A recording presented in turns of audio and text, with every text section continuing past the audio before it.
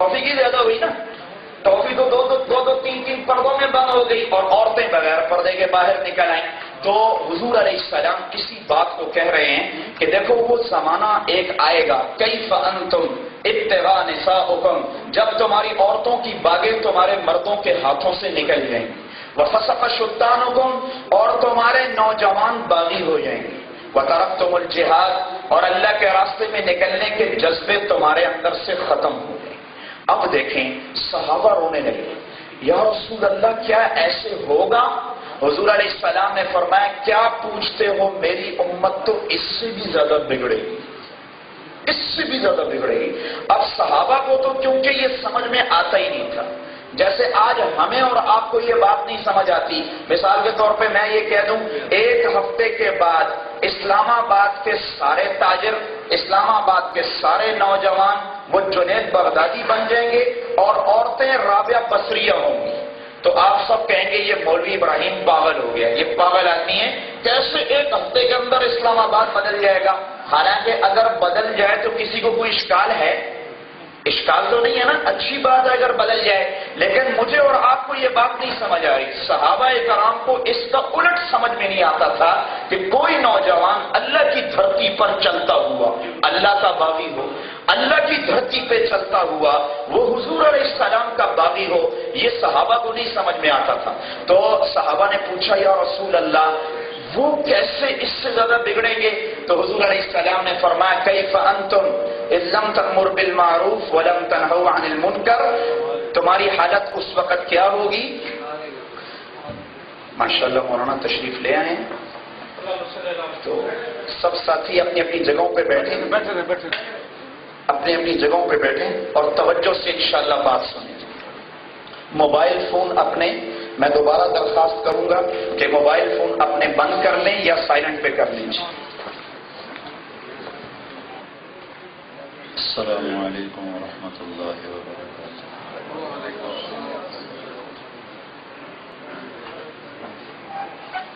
الحمد لله الذي خلق الإنسان من نطفة فإذا هو خصيم مبين. الحمد لله الذي خلق فسوى والذي قدر فهدى. الحمد لله الذي لا نحصي ثناء عليه وهو كما أثنى على نفسه. وأشهد أن لا إله إلا الله وحده لا شريك له، وأشهد أن سيدنا ومولانا محمدا عبده ورسوله أرسله بالحق بشيرا ونذيرا وداعيا إلى الله بإذنه وسراجا منيرا. صلى الله تعالى عليه وعلى آله وعلى أصحابه وبارك وسلم تسليما كثيرا كثيرا. أما بعد، فأعوذ بالله من الشيطان الرجيم. بسم الله الرحمن الرحيم. من عمل صالحا من ذكر أو أنثى وهو مؤمن فلنحيينه حياة طيبة ولنجزينهم أجرهم بأحسن ما كانوا يعملون. وقال النبي صلى الله تعالى عليه وسلم يا أبا سفيان جئتكم بكرامة الدنيا والآخرة، وكما قال صلى الله تعالى عليه وسلم.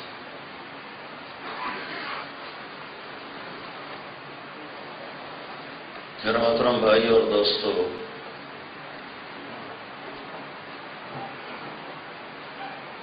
ایک طبقہ وہ ہے جو اس دنیا کو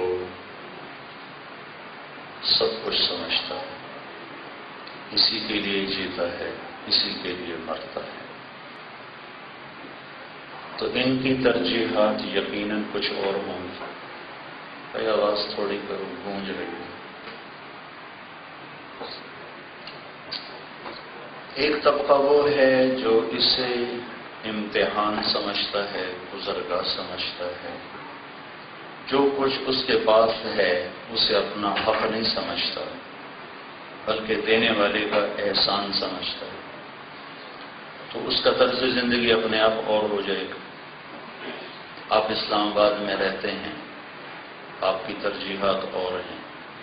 میں ایک دن کے لیے آیا ہوں. میرے لیے اسلام آباد کی ترجیحات یقیناً اور ہیں. مسافر کی ترجیحات میں منزل ہمیشہ اپنے آپ مقدم ہو جاتی، وہ چاہے یا نہ چاہے. جب آپ جہاز میں ہوتے ہیں، گاڑی میں ہوتے ہیں، لیٹ ہو رہے ہوں تو پریشانی آپ کو گھیر لیتی ہے. لیٹ ہو رہے ہیں. بہترین سروس ہے، اور بزنس کلاس میں بیٹھے ہوئے ہیں، ہر چیز آپ کو مہیا ہے، لیکن آپ کی ساری نفسیات پریشانی میں مبتلا تھی. جہاز لیٹ ہو گیا ہے. کہ اس وقت آپ مسافر ہیں، آپ کی ترجیحات میں منزل سب سے پہلی چیز. جو مسافر ہوتا ہے وہ ضرورتوں سے سمجھوتا کر لیتا ہے. وہ جہاز میں لڑتا نہیں، میں تو صبح ناشتے میں گھر میں یہ کھاتا ہوں، مجھے یہ نہیں مہیا کیا، یا میں دوپہر کو یہ کھاتا ہوں، مجھے وہ مہیا کیا ہے، یا میرے تو دوپہر کو کھانا کھانے کے بعد آرام کا میرا معمول ہے تو میرے لیے بیڈ مہیا کیا جائے. یہ ساری چیزیں اس کے اندر سے نکل جاتی.